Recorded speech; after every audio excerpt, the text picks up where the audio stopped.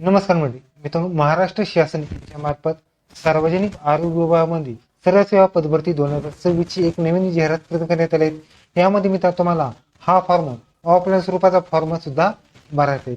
त्यासाठी पे स्केल असणार आहे. मित्रांनो, हे पे स्केल बघितलं तर 17,000 पासून ते 47,600 दरम्यान तुम्हाला ठिकाणी पे स्केल दिले जाणार आहेत. बाकी कोण अप्लाय करायचं, कसं अप्लाय करायचं, संपूर्ण माहिती ह्या व्हिडिओच्या माध्यमातून आपण जाणून घेणार आहोत. तर व्हिडिओ शेवटपर्यंत नक्की पहा. व्हिडिओ आवडल्यास व्हिडिओला लाईक करा, शेअर करा, कमेंट करा. असेच मोठ्या चॅनलला सबस्क्राईब करून बेल नक्की दाबा. आज चढा सुरू करू. ओके, तुम्ही तर तुम्हाला महाराष्ट्र शासन याच्या मार्फत राष्ट्रीय ग्रामीण आरोग्य अभियान यांच्या अंतर्गत तुम्हाला राज्य क्षय रोग नियंत्रण व प्रशिक्षण केंद्र अजनी नागपूर याद्वारे तुम्हाला पदभरती असणार आहे. त्यामध्ये जर बघितलं तर तुम्हाला राष्ट्रीय आरोग्य अभियान यांच्या अंतर्गत क्षयरोग नियंत्रण व प्रशिक्षण केंद्र नागपूर अंजनी येथे ठिकाणी तुम्हाला जी पदभरती असणार आहेत यामध्ये जर बघितलं तर सूक्ष्मजीवशास्त्र 2 तसेच मोबाईल टॉवर एक्सरे यांची एक जागेसाठी तुम्हाला पदभरती असणार आहे. त्याचबरोबर सदर पदभरती या ठिकाणी जाहिरात पदांसंख्या आवश्यक अर्हता अनुभव सामाजिक आरक्षण ठिकाणी या ठिकाणी जर बघितलं तर nhm.महाराष्ट्र.go.in वेबसाईटवर तुम्हाला किंवा आरोग्य.महाराष्ट्र.go.in या वेबसाईटवर तुम्हाला संपूर्ण माहिती या ठिकाणी पाहायला मिळणार आहे. यासाठी पहिली पोस्ट आहे मित्रांनो सूक्ष्मजीवशास्त्र, यासाठी एकूण 2 जागा, विजा अ आणि इम साठी एकच जागा. नियुक्तीची ठिकाण असणार राज्य क्षयरोग नियंत्रण व प्रशिक्षण केंद्र नागपूर. यासाठी पात्रता असणार आहेत मित्रांनो जर बघितलं तर MD मायक्रोबायोलॉजी मधून लागणार आहे किंवा MS मेडिकल सायन्स मधून लागणार आहेत. यासाठी 63 तुम्ही अप्लाय करू शकता.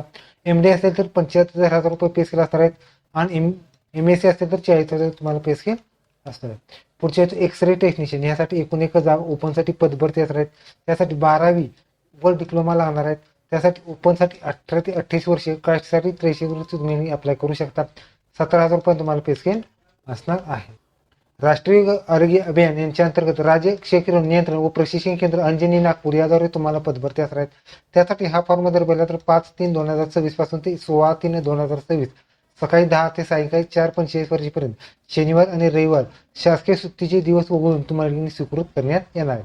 त्याचबरोबर 16/3/2026 नंतर उमेदवारांची प्राप्त होणाऱ्या अर्जांच्या प्रक्रियेत विचारात घेतली जाणार नाही. त्याचबरोबर हा फॉर्म जर पाहिला तर राज्य क्षयरोग नियंत्रण व प्रशिक्षण केंद्र अंजनी नागपूर याद्वारे तुम्हाला हा फॉर्म 25/5/3/2026 ते 16/3/2026 पर्यंत तुम्हाला हा फॉर्म भरायचा आहे. यासाठी मित्रांनो काही नियम व अटी शर्ती सुद्धा आहेत. यामध्ये जी पदभरती आहे त्यासाठी जर पाहिलं तर तुम्हाला निवड कंत्राटी स्वरूपात तुम्हाला पदभरती असणार आहे. त्यामध्ये तुम्हाला परत रिजॉईनिंग सुद्धा तुम्ही करू शकता. यासाठी मित्रांनो जी परीक्षा फी असणार आहेत सूक्ष्म जीवशास्त्रासाठी ओपनची 400, कास्टसाठी 300 आहेत. त्याचबरोबर क्षयकिरणसाठी ओपनची 300, कास्टसाठी 200 रुपये तुम्हाला फी असणार आहे. ही फी QR द्वारे तुम्ही या ठिकाणी फी भरू शकता. त्याचबरोबर अर्जदार कंत्राटीचे जे ठिकाण असतं ते या ठिकाणी बदलता येणार नाही. त्याचबरोबर या ठिकाणी विद्यार्थ्यांची फॉर्म आहे तो या ठिकाणी तुम्हाला सर्व डॉक्युमेंट सहित पाठवायचे. त्यामध्ये सर्व गुणपत्रक प्रथम व अंतिम वर्षाचे असेल किंवा सर्व डॉक्युमेंट, त्याचबरोबर नोंदणी असेल, जात प्रमाणपत्र, वैधता, डोम असेल, 10वी 12वी शासवल्या दाखला डोम असेल, सर्व झेरॉक्स प्रती आणि ज्या महिलांच्या नावामध्ये बदल आहे असेल गॅझेट सुद्धा तुम्हाला जोडायची आहे. त्याचबरोबर ज्या विद्यार्थ्यांनी फी भरलेली आहे त्याचा जी ट्रान्झॅक्शन फी आणि त्याची प्रिंटआउट असते ती सुद्धा जोडायची आहे. शैक्षणिक पात्रतेमध्ये जर पाहिलं तर शैक्षणिक पात्रतेबाबत सविस्तर वाचूक माहिती सुद्धा आहेत. सदर जाहिरात व शेवटच्या तारखेस उमेदवारांना तुम्हाला जी पदभरती आहे त्या ठिकाणी तुमचं एज्युकेशन लागणार आहे. अर्ज भरत असताना अंतिम वर्षाची मिळालेली गुणाची 91 टक्केवारी करून तुम्हाला माहिती भरायची आहे. त्याचबरोबर ज्या विद्यार्थ्यांचा अनुभव असेल त्या विद्यार्थ्यांनी अनुभवासहित संपूर्ण एक्सपिरियन्स आणि तुमची माहिती सुद्धा द्यायची आहे. त्याचबरोबर संगणक अर्थ असेल तर संगणक अर्थ आणि MSc सुद्धा द्यायची आहे. त्याचबरोबर ज्या विद्यार्थ्यांचे MD वगैरे झाले असेल त्यांनी नोंदणी सुद्धा आवश्यक आहे. त्याचबरोबर लहान कुटुंबाचे प्रमाणपत्र सुद्धा तुम्हाला जोडायचे आहे. त्याचबरोबर अर्जदार हा पदासाठी शारीरिक किंवा मानसिक दृष्ट्या सक्षम असावा, डोमासेल असावे. त्याचबरोबर त्याच्यावरती गुन्हा वगैरे काही नोंद नसावा. त्याचबरोबर ह्या सगळ्या डिटेल्स जर पाहिल्या तर तुम्ही nhm.महाराष्ट्र.go.in किंवा आरोग्य.महाराष्ट्र.go.in ह्या वेबसाईटवर तुम्हाला हा फॉर्म भरायचा आहे.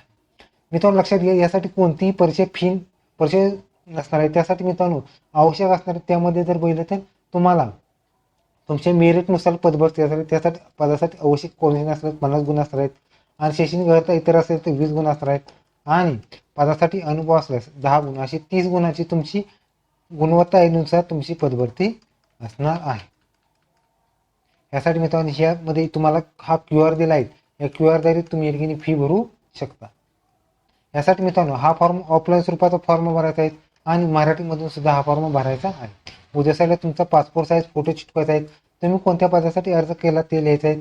पद स्थापना व कार्यक्षेत्र तुमचा लिहायचं आहे. त्याचबरोबर उमेदवारांचे संपूर्ण नाव लिहायचं आहे. उमेदवारांच्या वडिलांचे संपूर्ण नाव लिहायचं आहे. जन्मतारीख काय असेल ते लिहा. दिनांक, महिना, वर्ष काय असेल ते अक्षर सुद्धा तुम्हाला जन्मतारीख लिहायची. त्याचबरोबर तुम्ही ज्या दिवशी फॉर्म भरत असता त्या दिवशी तुमचं वय किती झालं, महिना, दिवस किती झाले सुद्धा लिहायचे. त्याचबरोबर पत्रव्यवहाराचा पत्ता लिहायचा आहे आणि मोबाईल नंबर आणि मेल आय डी अचूक तुम्हाला लिहायचं आहे. त्यावरती तुम्हाला रिप्लाय येणार आहे. त्याचबरोबर डोमासाईल येस सिलेक्ट करा. जातीचं प्रमाणपत्र आहे तर होय सिलेक्ट करा. जात प्रवर्ग आणि जातीचं नाव तुम्हाला लिहायचं आहे. त्याचबरोबर तुम्ही जो QR द्वारे पेमेंट केलं त्याचा ट्रान्झॅक्शन ID दिनांक लिहायचा आहे. त्याचबरोबर अर्जदार मॅरिड आहे का अनमॅरिड आहे ते लिहायचं आहे.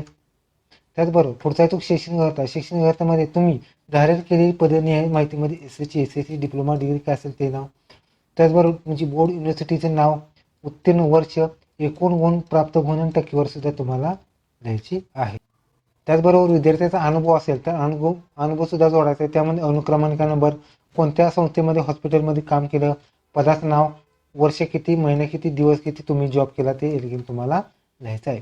आता पुढचा आहे तो मित्र तुम्हाला अर्जासोबत तुम्हाला कोणकोणती डॉक्युमेंट जोडले आहेत त्याचा सिक्वेन्स कोणता आहे. पहिल्या नंबरला कोणतं, दुसऱ्या नंबरला कोणतं, तिसऱ्याला कोणतं, चौथ्याला कोणतं, पाचव्याला कोणतं, सहाव्याला कोणतं, सातव्याला कोणतं, आठव्याला कोणतं, नवव्याला कोणतं आणि 10व्याला कोणतं, असे सिक्वेन्स जो आहे तो तुम्हाला द्यायचा आहे.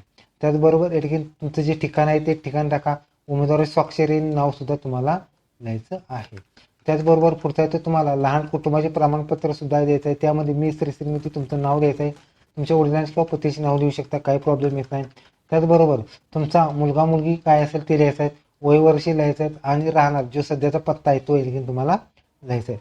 त्याचबरोबर तुम्ही जी कोणत्या पदासाठी अर्ज केला ते लिहायचं आहे. तुमची आज रोजी आहेत मुलांची संख्या किती आहे लिहा. तर असेल तर संख्या टाका, नसेल तर 0 करा. असेल तर त्यांची दोन्हीच्या जन्मतारखा तुम्हाला द्यायच्या आहे. त्याचबरोबर ठिकाण असेल तर ठिकाण टाका, दिनांक टाका, अर्जदाराची स्वाक्षरी करायची आणि अर्जदाराचे नाव सुद्धा तुम्हाला द्यायचं आहे. ओके, तर तुम्ही अशा पद्धतीने तुम्ही या ठिकाणी आरोग्य विभागामध्ये कोणतीही एक्झाम नाही देता भरू शकतात. व्हिडिओ कसं लाईक करा, शेअर करा, कमेंट करा. धन्यवाद. जय हिंद, जय महाराष्ट्र.